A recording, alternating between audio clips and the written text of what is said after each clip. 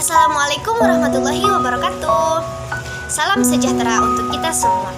Halo teman-teman, perkenalkan nama saya Maulidah Habibah Lubis dari kelas 11 MIA 3. Di sini saya akan menjelaskan secara singkat dan terperinci mengenai peradaban Islam pada masa Daulah Mughal di India yang dibawakan oleh Pak Khatibul Umam. Sebelumnya, jangan lupa like, share, comment, and subscribe ya. Selamat menonton. Peradaban Islam pada masa periode klasik sampai pertengahan merupakan masa keemasan peradaban Islam.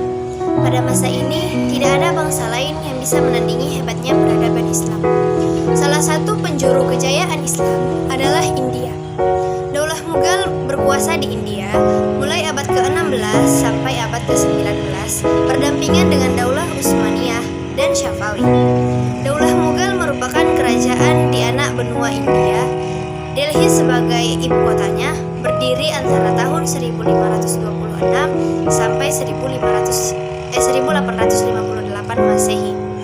Daulah Mughal di India didirikan oleh pendatang dari Asia Tengah bernama Zahiruddin Muhammad Babur pada tahun 1482 sampai 1530 Masehi. Salah satu cucu dari Timur Leng dari etnis Mongol, keturunan Genghis Khan yang telah masuk Islam dan pernah berkuasa di Asia Tengah pada abad ke-15. Masa kejayaan Mughal dimulai pada masa pemerintahan Akbar pada tahun 1556 sampai 1605 Masehi dan tiga raja penggantinya yaitu Jahangir pada tahun 1605 sampai 1628 Masehi, Shah Jahan pada tahun 1628 sampai 1658 Masehi, dan Aurangzeb pada tahun 1658 sampai 1707 Masehi. Setelah itu, kemajuan kerajaan Mughal tidak dapat dipertahankan oleh raja-raja berikutnya. Keberhasilan ekspansi militer Akbar menunjukkan berdirinya Mughal sebagai sebuah kerajaan besar.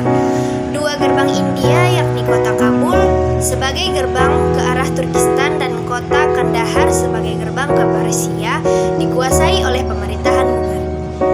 Kemajuan peradaban Islam pada masa Daulah Mughal dapat dilihat dari beberapa bidang, diantaranya bidang politik dan administrasi pemerintahan yaitu dengan perluasan wilayah, bidang ekonomi yaitu terbentuknya sistem pemberian pinjaman bagi usaha pertanian, bidang agama yang dibuat oleh Akbar yaitu konsep din ilahi, bidang seni dan budaya yaitu munculnya beberapa karya sastra tinggi dalam seni syair dan dalam seni arsitektur yaitu beberapa monumental yang dapat kita saksikan hingga sekarang, diantaranya Benteng Agra yang terletak di India Utara, Benteng Merah, Taj Mahal di tepi selatan Sungai Yamuna, dan Masjid Jama.